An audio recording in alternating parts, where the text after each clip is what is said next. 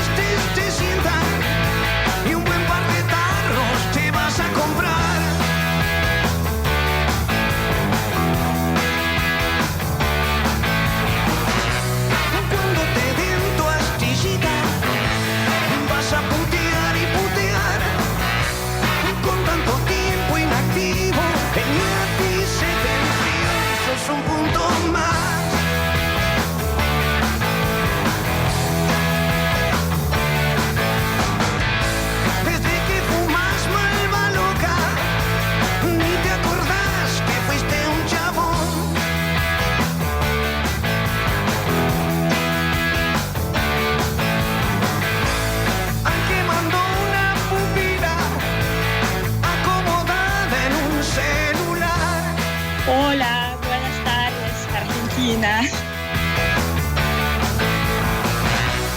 Iba toreando la pobre, dile carajo y putear. Los peronachos. Te mando a Cafúa gritando el super gordo super de Navidad. Nuestro amigo Samuel Zamorano.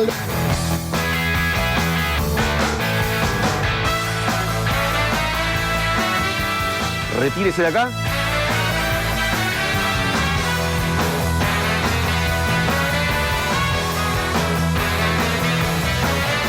Esto no es un trabajo.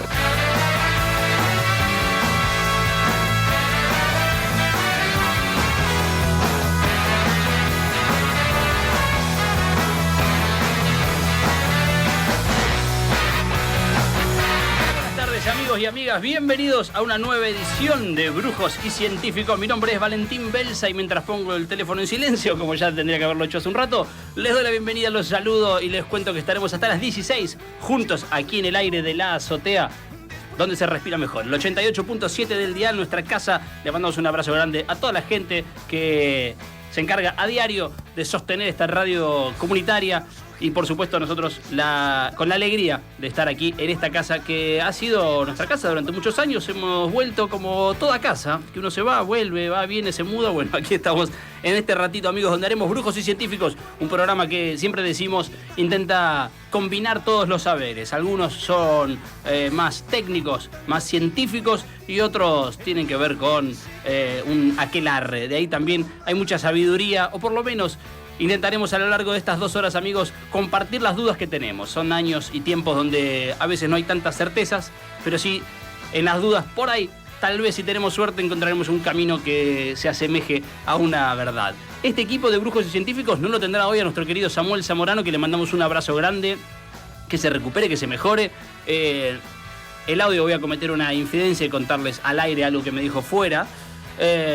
Me dijo, estoy un poco enfermo, estoy viejo. Me sonó reflexivo, un Samuel Zamorano que se ve que le ha pegado una gripe. Vieron que los varones con las gripes nos ponemos terrible, como si fuera algo realmente grave. Bueno, le mandamos un beso grande a Samu, que va a estar seguramente igual siguiendo el programa desde su casa, pero tenemos el equipo completo en la producción, al mando de este Brujos y Científicos, en la operación técnica, mi querido Nico Sobrón. ¿Cómo le va? ¿Anda bien? Dice que sí, muy serio, gesto adusto, pero preparado, listo para recibir todas las órdenes de esa dupla de producción que le hemos puesto, Agustín Vangelista en la producción general y Julita González en la producción, coordinación de piso, selección musical, de todo. A su lado también Martín Morales, a cargo del streaming en este ratito que se llama Brujos y Científicos, y también tendrá toda la información del cine en un rato nada más. También vendrá Facu Suárez. Hoy me dijeron que viene Martín Celaya con la agenda cultural, así que tendremos un programa cargado. En un ratito le voy a pedir a Julita y Agustín que me den el pie para editorializar. Hay muchas cosas para charlar.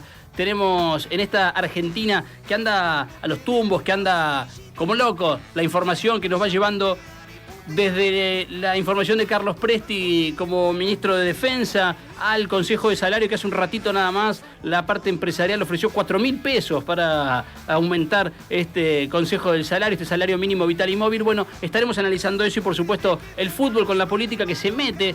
Hasta hace un ratito estábamos charlando fuera del aire con todo el equipo de qué pasa con este fútbol argentino y las peleas de fondo, porque habrán visto hoy, haciendo zapping, que el presidente Milei recibió al canciller de Israel con la camiseta detrás de Estudiantes de La Plata. Bueno, tendremos seguramente para tirar de ese hilo y aprovecho que tenemos dos pincharratas en el equipo, Julita González y mi querida Lu Kramer, que están bastante enojadas con Milei, pero también con el Chiquitapia. Están todos enojados con todos en este fútbol argentino que se mezcla con la política, amigos, y que nosotros intentaremos ordenarlo si se puede, o por lo menos ordenar nuestras ideas. Si les parece, amigos, vamos a arrancar formalmente esta edición de Brujos y Científicos. Tenemos mucho para charlar, mucho para compartir con ustedes. Si les parece, ordenamos el aire y arrancamos de esta manera.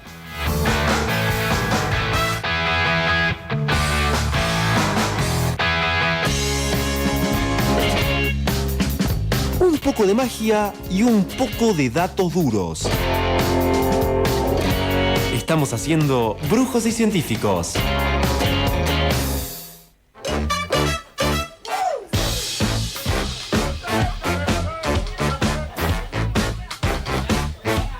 Arrancar, amigos, esta edición de Brujos y Científicos charlando sobre una actividad que nos pareció muy interesante, sobre formación gremial y el trabajo interinstitucional, que es tan importante sobre todo en estos tiempos. En este caso vamos a hablar sobre el Sindicato de Luz y Fuerza Mar del Plata, que ha generado, ya hace tiempo lo vienen haciendo, pero en este caso lo renovaron, un trabajo en conjunto, un convenio de asistencia técnica, así se llama, con el CONICET Mar del Plata y con el colectivo Historia Obrera, para seguramente alentar a los trabajadores y trabajadoras a seguir formándose, que es algo tan necesario en estos tiempos. Para charlar sobre este tema tenemos en línea a Fabián Polverini, que es secretario general del Sindicato Luz y Fuerza Mar del Plata. Fabián, querido, buenas tardes. Valentín Belsa te saluda.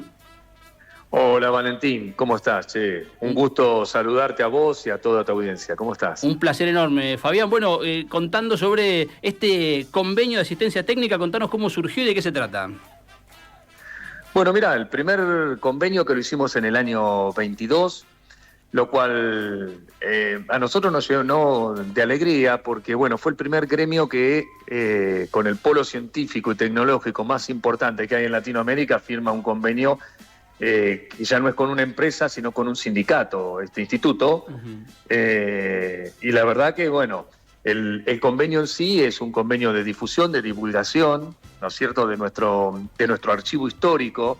Para eso contamos con el acompañamiento de los compañeros de Historia Obrera, que es un convenio que tenemos ya hace un tiempo, que son, bueno, sobre todo el contacto principal que tenemos, que es Gustavo Contreras, que nos está llevando adelante lo que es el archivo del sindicato, donde ya se hizo inclusive videos para difundir, y la verdad que estamos muy contentos porque la historia hay que contarla, ¿no es cierto? Uh-huh. Y nuestro sindicato tiene una historia muy rica en cuanto a justamente la cantidad de eventos que han pasado a través de sus 82 años de vida. Y bueno, sobre todo la resistencia de los años 90, contra la privatización de las empresas de energía, contra la entrega del convenio colectivo de trabajo, bueno, y la cantidad de compañeros que quedaron también en la calle. Y esto motivó también a que nosotros pusiéramos la primer carpa de la solidaridad cuando teníamos los cesantes en el año 94 y luego en el 97. Todo ese trabajo, las marchas por la provincia de Buenos Aires, las marchas federales y todo eso en la cual fuimos parte, ¿no es cierto?, a partir de tratar de recuperar esos compañeros que habían quedado fuera del sistema, como quien dice, nosotros necesitamos plasmarlo. Y por eso estamos recabando información, nótalo, a los que vivimos esa época para contárselo a las nuevas generaciones, y también nuestros jubilados, que son parte muy activa de nuestra organización gremial. Bueno, el archivo de Historia Obrera, que está a partir de nuestro Centro de Cultura Obrero, que lo pudimos fundar nosotros acá en el año 22, 23 más o menos, justamente a partir de este convenio que hicimos con CONICET. El Centro de Cultura Obrera, a su vez, lo que nos hace a nosotros es es como una parte integral del gremio, donde están los convenios con CONICET, el Centro de Formación Laboral, el Plan Fines y tantas otras actividades que se hacen acá dentro de la organización. Fabián, sí. No, nosotros decimos en este programa que son tiempos tan raros los que vivimos en que a veces hay que explicar hasta lo obvio. Por eso nos permitimos hacer una pregunta muy obvia, pero que es importante. ¿Por qué es clave que los trabajadores y trabajadoras nuevos que se incorporan y que forman parte de Luz y Fuerza Mar del Plata conozcan la historia? ¿Por qué es importante que estén en contacto con esa historia? Bueno, una pregunta bárbara. En realidad, justamente es conocer nuestra historia, debería significar también, entre otras cuestiones, no volver a cometer los mismos errores. Y es necesario que todo esto que se ha logrado a través de tantos años de lucha, ¿no? Las generaciones lo conozcan, porque vos no podés defender lo que no conocés, claro, o lo que no te costó. Que mínimamente tenés que estar en conocimiento. Y nosotros, a partir de este convenio, que entre otras cosas también tienen las capacitaciones sindicales, ¿no? A través del colectivo Historia Obrera tenemos las capacitaciones sindicales, las capacitaciones gremiales. Es muy necesario para las nuevas generaciones, que yo no digo que sean ni mejores ni peores, pero estamos en un mundo en constante cambio, ¿no? Evolución o involución, como lo querramos discutir, pero la verdad que hay algo que nosotros no podemos dejar de pasar, y es: tenemos una historia, queremos contarla. Necesitamos que nuestros compañeros, a lo largo y a lo ancho de nuestra jurisdicción, y también que trasciendan las fronteras hacia el sindicalismo todo, conozcan qué fue lo que pasó en la historia, no solamente de la organización sindical, sino de nuestro movimiento obrero. Bueno, cuando dije no repetir historia, bueno, lamentablemente algunas historias se repiten, y como vos decís, Valentín, estamos en una coyuntura rara de lo que está pasando en el país, que aunque digo raro porque es exacerbado a lo que ya nos pasó, ¿no? Más violento, más cruel, en estas cuestiones que nos propone siempre la derecha o la ultraderecha o el neoliberalismo o la oligarquía, como lo querramos llamar, que siempre son más ajuste a la clase trabajadora, pero ahora vienen por las organizaciones sindicales, vienen por los convenios colectivos de trabajo, por el sistema previsional, por la reforma laboral, que todo es regresivo. Así todo, ¿cómo puede ser, ¿no?, que nuestros compañeros, nuestros trabajadores, los trabajadores que trabajan bajo relación de dependencia, que tienen un convenio colectivo de trabajo, voten a un gobierno que te está diciendo que te va a sacar el convenio colectivo de trabajo? Bueno, toda esa docencia hay que hacerla, es necesario refrescarlo, es necesario apuntalar ahí, dar todos los debates que tengamos que dar, que me parece que no son pocos, y discutir, porque de eso se trata, discutir, porque, hay un discurso, que caló muy hondo en la sociedad, caló muy hondo. El discurso prendió. Sí. Sí.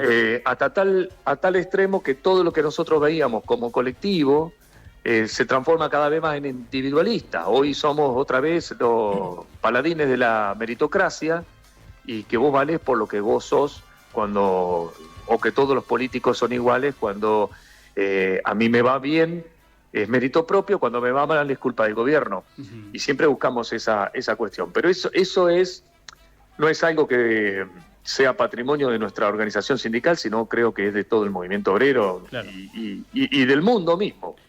¿Cómo ves, Fabián, en ese contexto donde habitualmente se le carga más culpas a los sindicatos que a la política, o por lo menos en algunos sectores? ¿Qué análisis haces vos de los sectores políticos de este lado, vamos a decirle, en toda esta coyuntura y la presencia, grande o poca, según como lo vea cada uno, de los sindicatos en las definiciones políticas? ¿Cómo ves ese tema? Mirá, lamentablemente nosotros estamos en una etapa bastante embromada en cuanto a internas, ¿no? Esto realmente es lo que también lleva a que se le haga el camino, como se decía, orégano, el campo orégano, digamos, a algunas cuestiones que nos proponen, porque del otro lado realmente estamos, me parece, pifiándola. En cuanto a la presencia de los sindicatos, yo creo que tendría que haber más en las cámaras más representantes de extracción gremial, justamente porque el sindicato siempre fue la columna vertebral, el movimiento obrero organizado, digo, ¿no?, de las decisiones políticas que se tomaron a lo largo de nuestra historia. Yo creo que tendría que haber más presencia, que creo que tendríamos que estar más a la altura de las circunstancias, pero también por otro lado te voy a decir que lo que nosotros necesitamos, cuando bien nos dicen hoy por hoy, vamos por los convenios, vamos por los sindicatos, en realidad lo que más necesitamos son sindicatos. Porque los sindicatos hoy por hoy estamos cumpliendo funciones que tendría que hacerlo el gobierno nacional, un gobierno que se retiró de algunas cuestiones. Y los sindicatos que estamos resolviendo las cuestiones de salud, las cuestiones sociales, las cuestiones de vivienda en algunos casos, y otras tantas cuestiones que también están evitándole un estallido al propio gobierno que quiere destruir los sindicatos. No sé si fui Clarísimo. un poco... Bueno, No, mejor porque por ahí me estaba tratando de hilvanar las palabras. Por eso digo, cuando un Estado se ausenta, si también se ausentaran los sindicatos de sus bases, qué peligro sería, ¿no? Qué falta de contención. Déjame, Fabián, como cierre de la nota, aprovechar que la gestión tuya, con tantos compañeros y compañeras, por supuesto, ha sido para mí de carácter propositivo, ha sido muy activa, en general y en varios ámbitos. ¿Cómo aprovecho eso para tirarte este misil, Fabián? ¿Cómo hacemos para mantenernos optimistas desde tu punto de vista para lo que viene? Porque digo, en estas peleas que hay que dar, hay que tener también un grado de optimismo o de una cuestión propositiva. ¿Cómo hacemos para mantener eso cuando hay tantos embates de parte del gobierno? Mirá, fundamentalmente uno tiene que, estando en una función, tiene que tener ese carácter propositivo. Nosotros asumimos en el año 22 y desde ese momento no hemos parado un segundo. Y justamente hemos estado haciendo mucho trabajo de campo, mucho trabajo en nuestras bases, permanentemente recorriendo los galpones, las oficinas, proponiéndole cosas a los compañeros, laburándolo y mucho. Y a ver qué pasa. Te quiero decir, en la historia de nuestro país, ¿por qué uno hace ese ejercicio, no? En la historia de nuestro país hemos pasado por muchas etapas negras y hemos recuperado. Y en eso me quedo. Hemos recuperado, hemos tenido dictaduras militares cruentas, sangrientas, y nos hemos repuesto. ¿Cómo no nos vamos a reponer de estas cuestiones? Lo único que sí, la única salida que yo veo es el movimiento obrero organizado en unidad. No hay otra. Si nosotros también compramos el verso, los trabajadores, del individualismo y del sálvese quien pueda, bueno, no tenemos destino. Por eso considero que ese trabajo hay que hacerlo, que lo estamos haciendo, que estamos con mucha pila, todos los compañeros de la comisión directiva, con los militantes, laburando. Te tiro una datita nomás, ya que un chivito. Dale, obvio.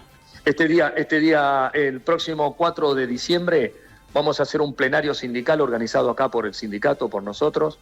Vamos a hacer un plenario sindical con tratar el tema de la reforma laboral que planea el gobierno, así se llama. Bien. Y van a venir abogados laboralistas, va a venir un ex Roberto Pompa, un ex juez muy reconocido de la Cámara Nacional del Trabajo, vienen de Buenos Aires, están con los derechos humanos, para hacer el primer panel. En el segundo panel nosotros convocamos a los representantes máximos de la CTA autónoma, como Hugo Cachorro Godoy, que va a venir, Hugo Yasky, que es diputado nacional y secretario general de la CTA de los Trabajadores, y también va a venir Walter Correa, el ministro de Trabajo. Vamos a hacer el plenario acá en el sindicato, estamos convocando, va a haber alrededor de entre 25 y 30 organizaciones sindicales, los cuadros dirigenciales de las organizaciones sindicales, porque permanentemente nosotros proponemos y organizamos.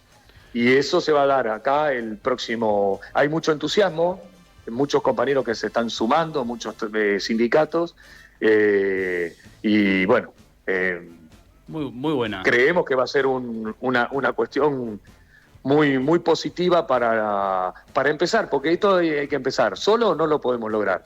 Y por eso nosotros en ese evento vamos a tener las 3 centrales sindicales representadas, CGT y las 2 CTA. Ahí estaremos, Fabián. Aprovechamos entonces para sumarnos y, como siempre, agradecerte la amabilidad con este programa y este ratito que nos has brindado. Fabián, gracias de verdad, ¿eh? No, Valentín, gracias a vos por el permitirme este pequeño espacio y bueno, saludos para todos y bueno, fuerza compañero, que nada está perdido. Vamos todavía, abrazo grande, Fabián.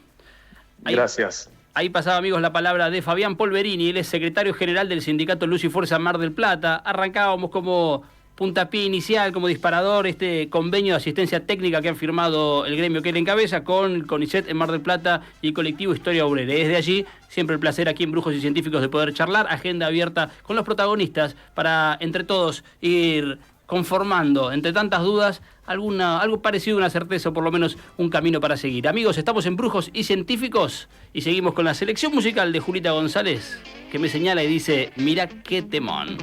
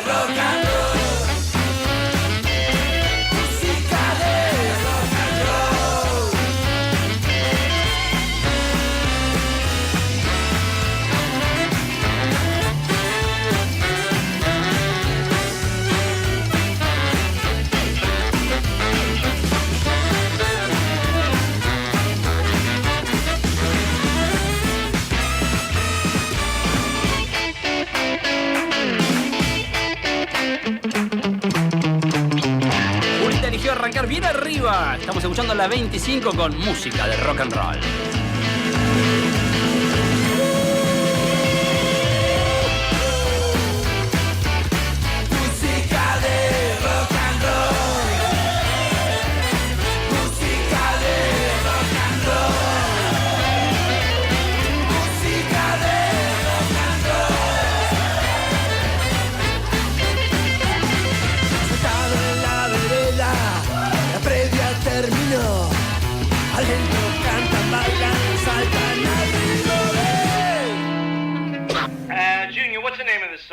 Música de rock and roll.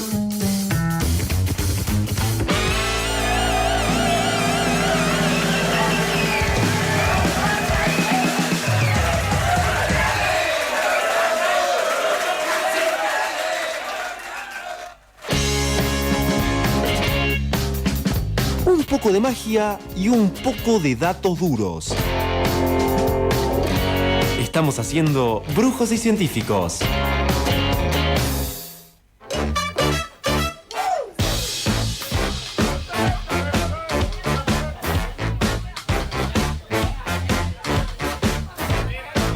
Seguimos haciendo Brujos y Científicos hasta las 16 aquí en el aire de la azotea, donde se respira mejor, el 88.7 del dial. Habrán visto la semana pasada, amigos, que hubo a nivel nacional una jornada de paro y movilización organizada por los trabajadores y trabajadoras del Estado aquí en Mar del Plata, con una concentración en la catedral y por supuesto un gran acatamiento, y vamos a aprovechar esa noticia para charlar sobre lo que pasa con los trabajadores y trabajadoras del Estado en estos tiempos. Para hablar sobre esto tenemos en línea a Claudia Rey, que es secretaria general Nacional de ATE en Mar del Plata. Claudia, buenas tardes. Valentín Belsa te saluda. Hola, ¿qué tal? Buenas tardes y gracias por la comunicación. Por favor, para nosotros es un placer. Claudia, contanos las repercusiones después de ese enorme paro nacional de ATE que tuvo obviamente su réplica aquí en Mar del Plata.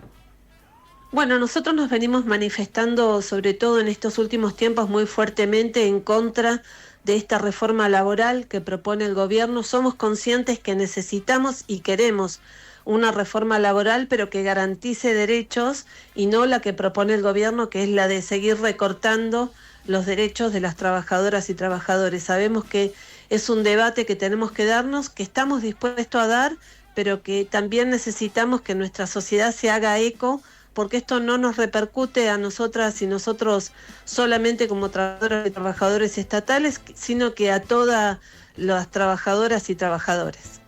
Ha tenido este gobierno, casi que diría desde el día que asumió hasta hoy, un discurso abiertamente en contra de los trabajadores del Estado. ¿Cuál es la situación hoy, después de tanto tiempo, no solamente de los trabajadores, sino también de la organización gremial, entre tanto ataque del gobierno?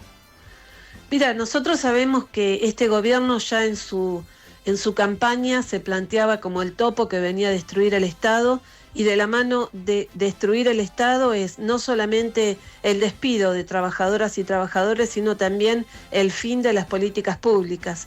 Esa es la política que viene llevando adelante el gobierno nacional, que desgraciadamente ha tenido, porque en estas últimas elecciones ha tenido un acompañamiento también de parte de nuestro pueblo. Nosotros venimos dando la pelea que tenemos que dar. Hemos hecho más de 70 paros en los cuales hubo casi 50.000 trabajadoras y trabajadores despedidos, y estamos convencidas y convencidos que de no haber hecho estas medidas de fuerza, seguramente hoy el número sería mucho mayor. Así que entendemos que tenemos que dar esta pelea. El daño está hecho porque hoy ya el Estado que tenemos es un Estado mucho más chico, un Estado que no tiene funciones, un Estado que no está garantizando derechos ni políticas públicas. Sabemos que reconstruir esto va a llevar mucho tiempo, pero estamos dando la pelea que tenemos que dar, que es en defensa de las políticas públicas y en defensa del trabajo de nuestras compañeras y compañeros. Dentro de las medidas que toman, Claudia, desde ATE, han hecho, además de paros, también estas jornadas de visibilización, de salir a la calle y charlar con vecinos y vecinas que puedan enterarse también de lo que está pasando. Contanos qué devolución han tenido, qué repercusión han tenido en esas acciones de visibilización. Mira, la verdad que la situación ha venido mejorando. Nosotros en un principio, y es de público conocimiento, que cuando cerraran un organismo o echaban trabajadores, había también un acompañamiento de que eso estaba bien, porque las trabajadoras y los trabajadores del Estado somos ñoquis. Hoy tenemos una versión distinta, hoy hay un acompañamiento a defender las políticas, porque obviamente que la política de ajuste en mayor o menor medida en algún momento te va tocando, y hoy se nota cada vez más las políticas que el Estado ha dejado de cubrir.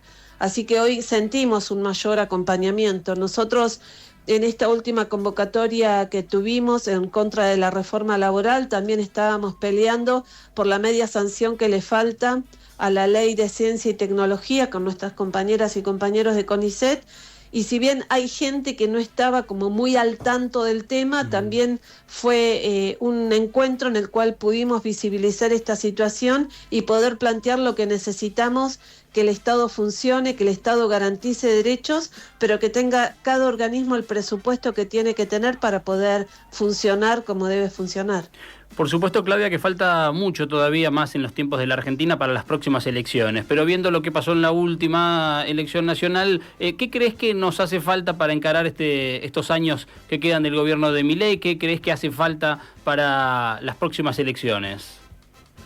Mira, yo creo que el resultado de las elecciones, de hecho lo hemos planteado con nuestras compañeras y compañeros, ha tenido mucho que ver esta pedagogía del miedo que instauró el gobierno nacional, porque el lunes, si el gobierno no ganaba las elecciones, era casi el fin del mundo, explotaba el dólar, lo mismo que el riesgo país. Creemos que eso tuvo también mucho que ver, y hoy la verdad que vos cuando hablas con cualquier persona lo que quiere es bajar un poco, poder estar más tranquila, poder tener un salario que le alcance para comprar lo que necesita comprar. entendemos que tenemos que seguir en la línea en la que venimos, poniendo en valor el Estado. Lo que necesita un país para poder garantizar derechos es tener un Estado que sea el que lo garantice. Nosotros entendemos que nuestra lucha es defender los puestos de trabajo, pero también defender las políticas públicas, de las que nosotras y nosotros somos vehiculizadores, pero que en definitiva es el derecho del pueblo. Si vos me decís qué tenemos que hacer, nosotros queremos poner en valor la necesidad de tener un Estado que garantice derechos. El resto entendemos que es algo que tendremos que hacer entre todas y todas, definir cuál es el país que queremos. Nosotras y nosotros, este país no es el que queremos, porque la verdad que deja mucha gente colgada del sistema, lo vemos todos los días cuando echan a trabajadores o cuando se corta un servicio, cuando cierra un organismo, vemos lo que pasa en salud. Así que creo que el trabajo que venimos haciendo es el de visibilizar esta situación y después, bueno, es la pelea y el debate que nos tenemos que dar como pueblo y como sociedad de determinar el país que necesitamos para todas y todos. Claudia, queremos agradecerte este ratito aquí en Brujos y Científicos y por supuesto cuentan con nosotros para las próximas acciones que hagan. Muchísimas gracias. Ahí pasaba, amigos, la palabra de Claudia Rey. Ella es secretaria general de ATE en Mar del Plata, la Asociación de Trabajadores y Trabajadoras del Estado. Han tenido la semana pasada un paro a nivel nacional con movilización, con concentración en lugares públicos y decíamos que la de Mar del Plata ha tenido una enorme trascendencia. Por eso queríamos tener la palabra de Claudia aquí en Brujos y Científicos. Que recuerden, este equipo se completa con ustedes, amigos, que se comunican al 2235 82 87 00. Este programa continúa de la siguiente manera. Para hablar del séptimo arte, en Brujos y Científicos necesitábamos a alguien hecho de cine.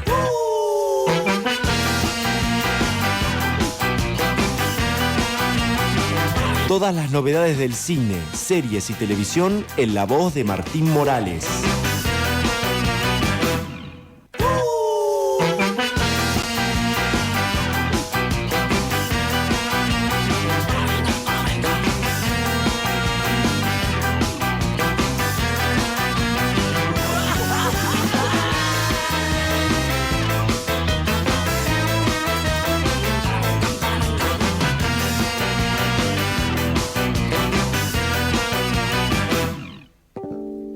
Sobreviví a un accidente de avión, esta isla misteriosa que ocultará. Muy bien, amigos, en Brujos y Científicos lo presentamos a nuestro querido Martín Morales. ¿Cómo anda?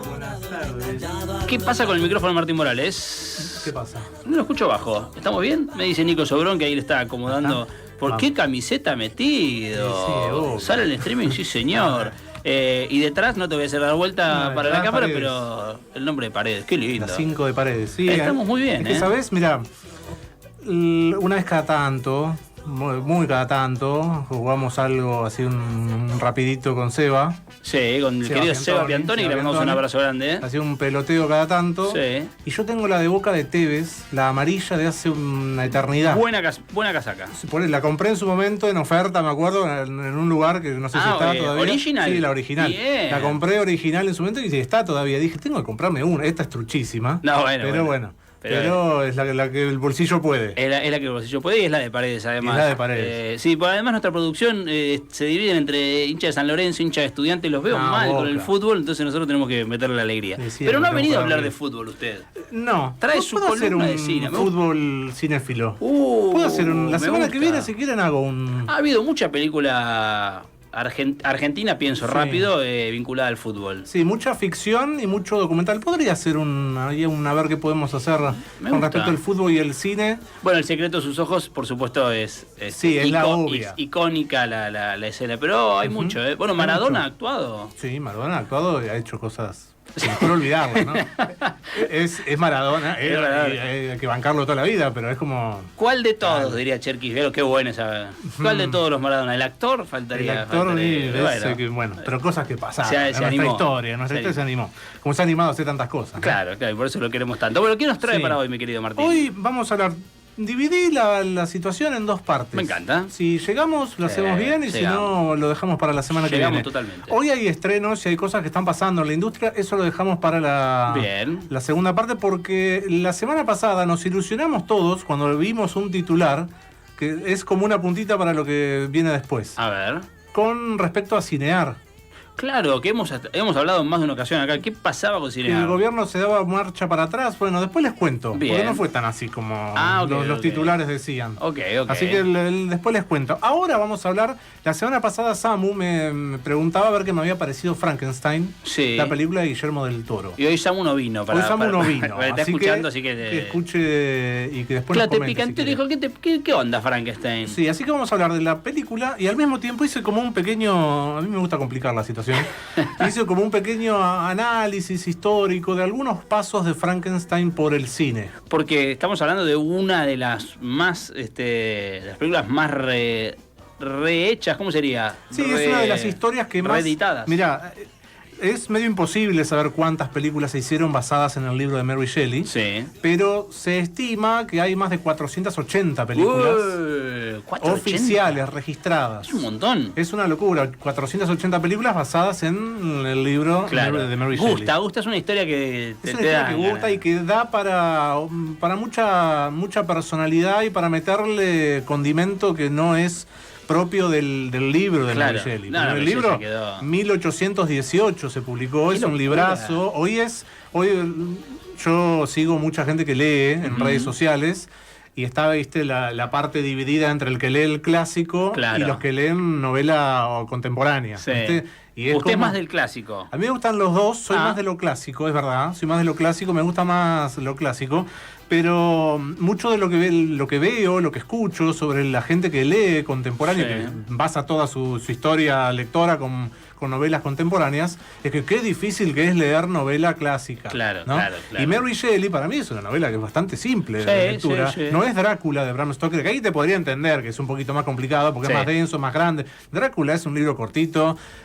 Tiene otro lenguaje, por supuesto, 1818. Pasa con Shakespeare por ahí. Claro, que a veces, eso nos vamos más atrás. Es más complicado por ahí. Pero bueno, también tiene que ver con cómo uno encara la lectura. Gente que la quiere leer de manera pasatista y no se puede. Y la novela Frankenstein de Mary Shelley abre como muchas cosas para que quien la adapte pueda meter su propio condimento, ¿no? Claro. Guillermo del Toro lo hizo. Es su película más personal de toda su carrera y de toda su vida. El otro día estaba para TikTok, hice como un análisis de cuáles son las películas favoritas de Guillermo del Toro, de toda su vida. Y él en el puesto 1 pone Frankenstein de 1931 y en el puesto 2 La novia de Frankenstein de 1935. Es como las dos películas favoritas de su vida. Si uno el otro día publicaba videos de su casa, de Guillermo del Toro en su casa en México, y él tiene un living de Frankenstein. No, me muero, es un fanático. Tiene una cabeza de Boris Karloff, el actor que interpretó a Frankenstein en la primera película, gigante en la escalera. Buenísimo. Pero después se las voy a mostrar porque es una locura. Es raro. En principio raro, ¿no? Entrar, pero bueno, Guillermo del Toro. Es fanatismo total por Frankenstein. Bueno. Así que traje como un análisis y después terminamos con lo que me pareció la película, la versión de Guillermo del Toro. Dale. Mary Shelley publicó Frankenstein en 1818. Se me dieron mucho 8, 1818, novela gótica, habla sobre la moral científica, sobre el poder del hombre al intentar o al querer ser Dios, a esta idea de la creación y la destrucción de la vida, de la muerte, de todo esto, el jugar a ser Dios, que después esta misma idea la agarró tanta otra parte de la literatura. Lo más básico que se me viene, Steven Spielberg con Jurassic Park, la misma idea de querer ser Dios y traer algo que ya no existe más a la realidad. Como les decía, 450 aproximadamente películas, hay muchas más seguro. Qué locura. La primera adaptación que se hizo de la novela, recordemos, el cine, como se creó, los hermanos Lumière lo crearon, o no lo crearon, como que hicieron el cinematógrafo 1895. Claro. 1895. 1910 apareció la primera adaptación de Frankenstein. Para que tengan una idea, ya inmediatamente después de la creación del cinematógrafo, al toque apareció la primera adaptación. Casi 100 años después de la publicación de la novela. Fue un cortometraje de 16 minutos que lo pueden encontrar en YouTube. Si quieren, pongan en Frankenstein de 1910 y les va a aparecer automáticamente. Fue producido por Thomas Edison, no es de Thomas Edison, sino que fue producido por él. Él puso las cámaras, su propia cámara. Claro. Los fierros las Edison de él. Y es un cortometraje, por supuesto, en blanco y negro, mudo, 1910. La industria todavía estaba en pañales. que muestra el Víctor Frankenstein, este varón Frankenstein, acomodándose para su boda. Ajá. Y teniendo una comunicación bastante particular con su monstruo. Es Ok. cortito, son 16 minutos nada más de cortometraje, pero fue la primera adaptación Qué loco. del libro. Así que si lo quieren ver, está en YouTube para que lo vean. Después la siguiente adaptación fue la amada y la que cambió la historia del personaje para siempre. ¿Por qué digo esto? A ver. Porque si yo te digo, Valentín, agarra el papel que tenés ahí al lado tuyo, dibujame a Frankenstein. Voy a dibujar el de la cabeza cuadradota con los dos tornillitos. La imagen definitiva de Frankenstein es Boris Karloff. Claro. No hay señor. otro Frankenstein en la industria de cualquier medio Ese, audiovisual ese. que no sea la cabeza de Boris Karloff. Si tuviste una pesadilla y soñaste con Frankenstein, soñaste con él. Soñaste con Boris Karloff. Tal cual. Quizás no la misma cara, Sí. pero sí con la misma la parte cuadrada de la cabeza, Sí. el rayito. Me siento bastante identificado, te diría. Incluso...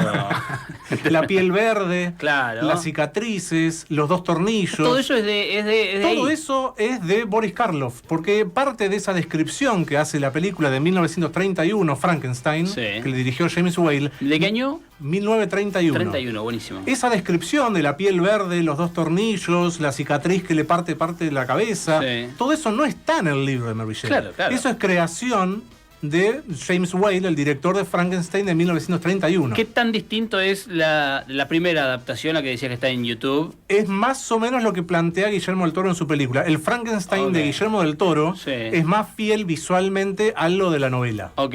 Al de la novela. Ok. Es distinto, es un personaje más roto, con otro color de piel. No tiene- es tan monstruoso, podemos decir, como... sigue siendo monstruoso en la parte física Sí. de altura y es más flaco el personaje original. Ok. No es tan verde. Claro. Nosotros, por supuesto, en 1931 la película era en blanco y negro, pero Claro. después cuando se pasó a color, Era verde, el color era es verde. verde. Sí, El sí. Frankenstein sigue siendo verde hasta el día de hoy. Bueno, en el libro lo verde solamente te lo describe como la sombra de los ojos. Ah, ok. En la ok. parte de la cara donde tiene los ojos es la parte verde podrida de un cadáver. Claro, claro. Está verde, pero no todo el cuerpo verde. Claro. ¿no? Entonces, esa imagen definitiva de Frankenstein la creó James Whale en 1931 para la película con Boris Karloff, que repitió personaje 4 años más tarde, en 1935, con la novia de Frankenstein, Buenísimo. que ahí creó el otro personaje, que eso ya no forma parte de la novela ni nada, que es la novia de Frankenstein, que es más, le pusieron el nombre Mary Shelley en la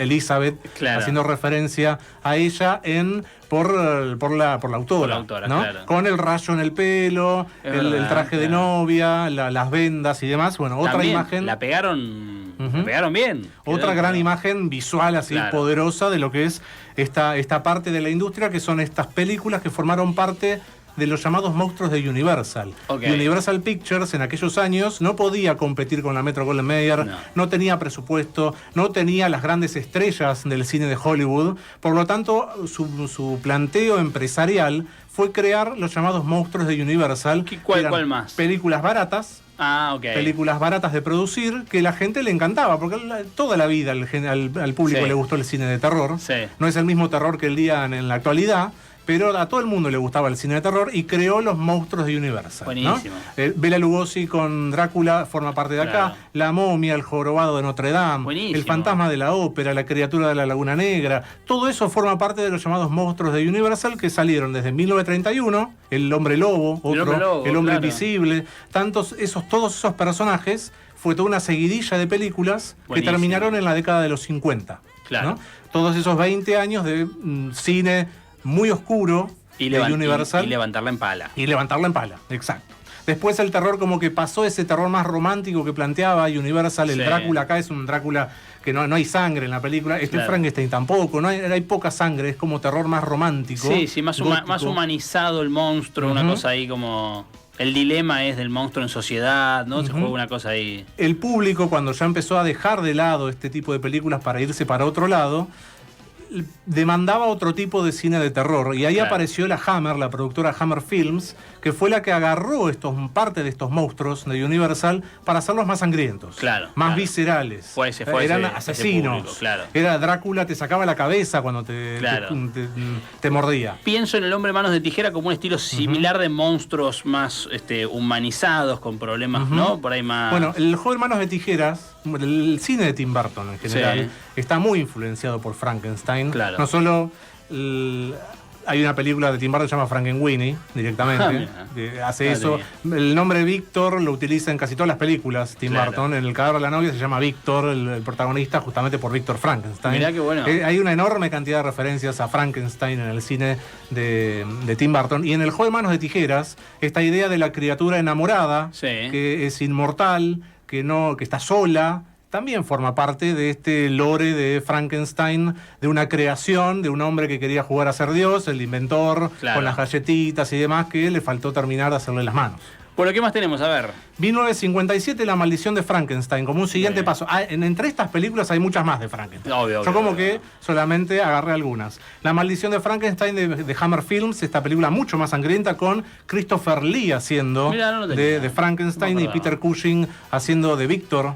No es Frankenstein, es el monstruo. El monstruo, claro. Peter Cushing haciendo de Víctor Frankenstein, película mucho más sangrienta, es la primera vez que se veía ya mucha sangre con el personaje de Frankenstein. 1964, el personaje para televisión cambió de tono. Ese terror así sangriento y que daba miedo lo dejaron de lado porque presentaron los Munsters, la familia Munster, que le dio por primera vez al personaje el tono de comedia. El tono del que luego lo agarró también los Locos Adams. El tono de Frankenstein era medio boludo. Caminaba lento, como que no hablaba bien, era torpe. Y los Munster agarró eso y lo dotó de comedia al personaje de Mary Shelley, ¿no? 1973, una perlita que si no la vieron, háganlo, porque es una cosa muy loca y muy genial. Carne para Frankenstein. ¿Carne para Frankenstein? ¿Cuál es? Se lanzó, es una película italo-americana, dirigida por Paul Morrissey, ideada y producida por Andy Warhol. La mierda. Andy Warhol tuvo una enorme cantidad de películas y esta fue una, con Udo Kier haciendo de Frankenstein, de Víctor Frankenstein, no del monstruo, sino del científico, del varón.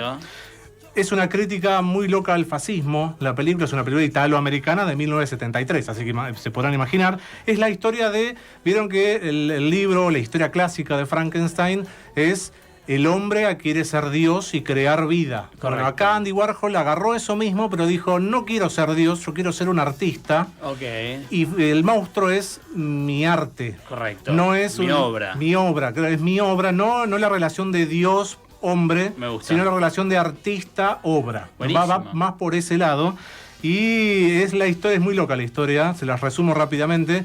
Es la historia de este hombre que quiere hacer un cuerpo humano, darle vida a un cuerpo humano, y quiere crear un hombre y una mujer, un Adán y una Eva, nuevas con partes de otros cadáveres, con la idea de que tengan sexo y se reproduzca esa criatura y tenga como nuevos nenitos ahí. Es muy rara la historia.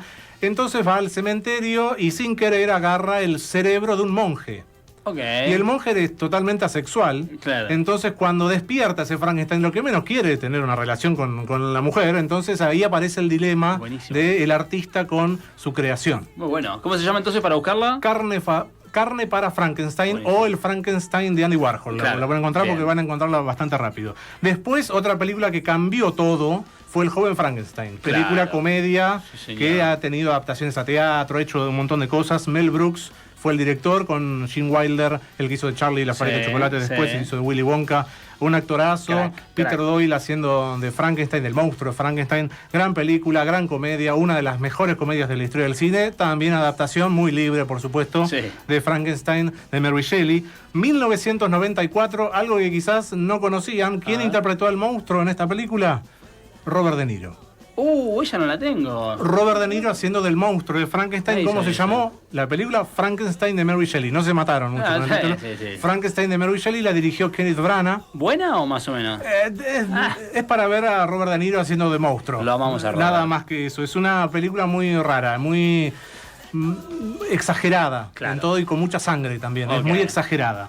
Y después, en 2013, agarré esta como otro detalle que se llama el Frankenstein's Army, película alemana que me pareció una vuelta de tuerca muy rara cuando la vi y fue bastante interesante. Segunda Guerra Mundial, los soviéticos entran a ocupar todo y se encuentran que en parte de Alemania, en un subterráneo, ahí en una parte bajo tierra, está Víctor Frankenstein, un descendiente de Víctor Frankenstein. Y está haciendo como experimentos con humanos para los nazis. Mirá vos. Entonces hay como muchos monstruos raros y está el principal, el monstruo de Frankenstein. ¿Y hay tiros, todo? Hay tiros, es Segunda Guerra Mundial. Buenísimo. O sea, imagínense toda la parte bélica, pero con esta cuestión más de monstruosidad de este Víctor ahí oculto, con todas esas leyendas y mitos sobre los nazis que hacían cosas raras ahí abajo. Bueno, en este caso estaba Víctor Frankenstein. Deme antes del cierre, en un rato vuelve Martín Morales con más información. Puntaje de Guillermo del Toro. Para mí es un 6. Un 6. Para mí es un 6. Ok. Es una buena adaptación, pero un poquito decepcionante. Es un 6, es un buena. Lo matás porque el tipo. Sí, pero el tipo quería. El tipo quería un 10. Pero me parece que ahora después lo vamos a hablar. Visualmente es un 10. Ok. Es un 11 si quieren. Ok. Pero el guión, como que algunas cositas. Después les cuento. Martín Morales con nosotros, el hombre que más sabe de cine, está aquí en Brujos y Científicos, amigos, y seguimos de esta manera. No se puede estar realmente informado sin saber lo que pasa en nuestra ciudad. En Brujos y Científicos compartimos el análisis y la información política de actualidad con Facundo Suárez.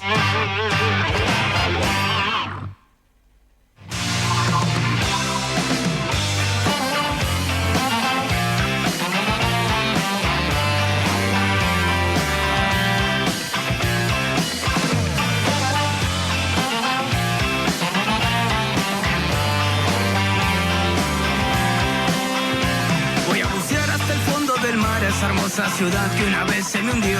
Quiero cruzar esta cruel realidad. Quiero cruzar de la mano con vos. Quiero zafar del estado, el consumo, el mercado del tiempo sin tener reloj. Quiero saber si me sirve pensar. Quiero saber si me sirve ser yo. ¿Y tu postura cuál es? Tener algo de humildad. Saber decir si está bien. Con esta presentación lo saludamos a nuestro querido Facu Suárez. ¿Cómo anda? ¿Cómo, Valen? Bien, con toda la información de la política local. Sí, hay varias cosas. Antes que nada, algo cortito porque es muy de último momento. A ver, me gusta.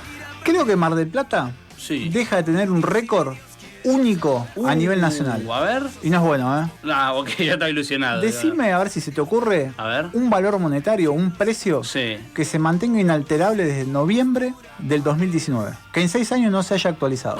Desde el principio te digo nada. Nada. Cualquier cosa que consumimos subió. Más, menos, más, mucho más. Sí. 3.500% de inflación desde noviembre a esta fecha. Tenemos. Y algo que no se haya movido. No se movió. Hasta ahora, intuyo. ¿Y alguna tasa? No, nada, no se me ocurre nada. El gobierno de Guillermo Montenegro, después de 6 años de espera y fuertes reclamos de organizaciones sociales, organismos públicos, la oposición finalmente actualizó el monto de la tarjeta alimentaria. ¿Sabes en cuánto estaba hasta hoy a la mañana la tarjeta alimentaria? Tengo miedo de preguntar, a ver. 876 pesos. Nada. No sé qué haces con eso. El número por sí mismo lo dice. Un aumento, mira, yo te podría titular desde el lado, si fuera oficialista. A ver, me gusta esto. El gobierno de Montenegro actualizó 3000% la tarjeta alimentaria. Claro. Cosa que es totalmente cierta. La lleva a 28.000 pesos.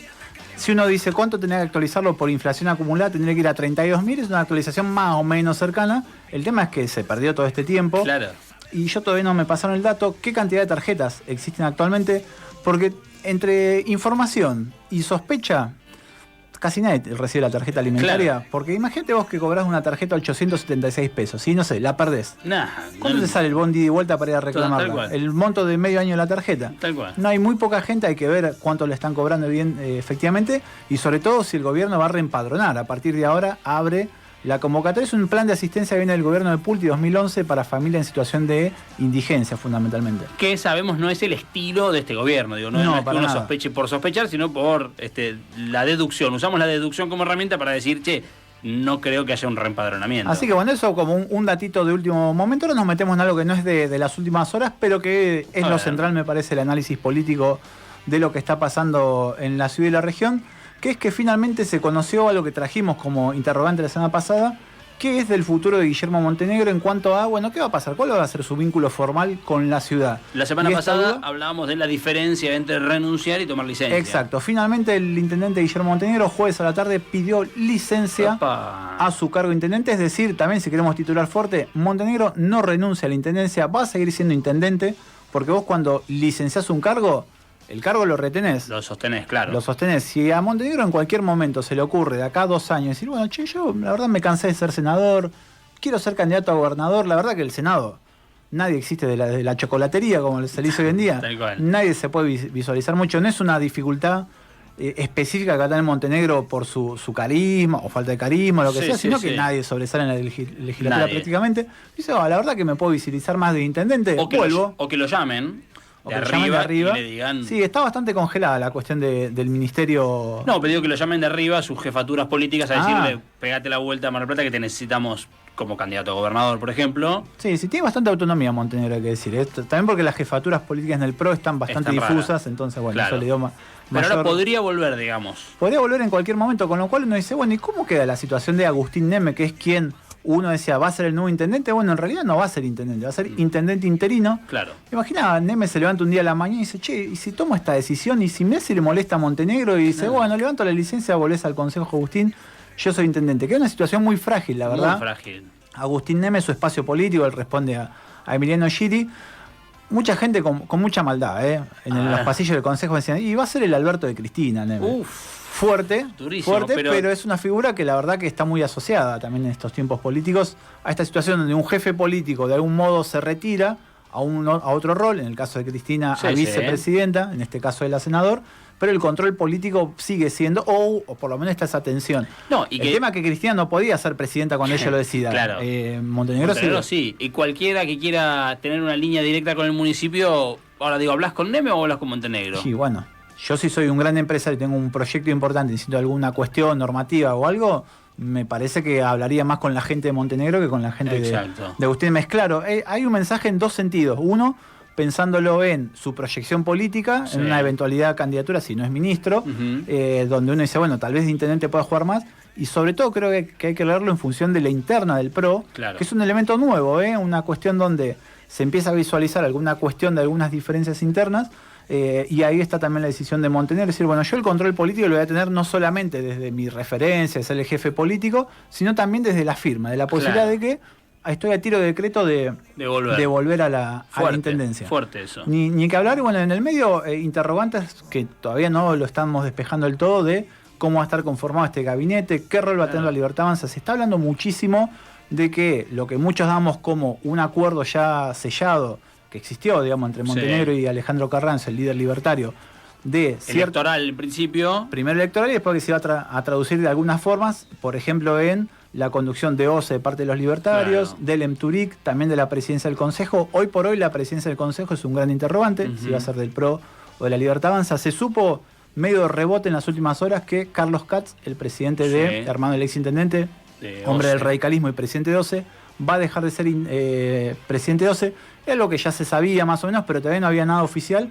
Tuvimos la primera confirmación oficial de salidas porque Katz, junto con el Ejecutivo, pidieron una nueva prórroga para presentar el presupuesto, y entre los argumentos de Katz dice, bueno, también para que lo puedan elaborar las nuevas autoridades de OCE. Listo. Así que está diciendo, yo me voy.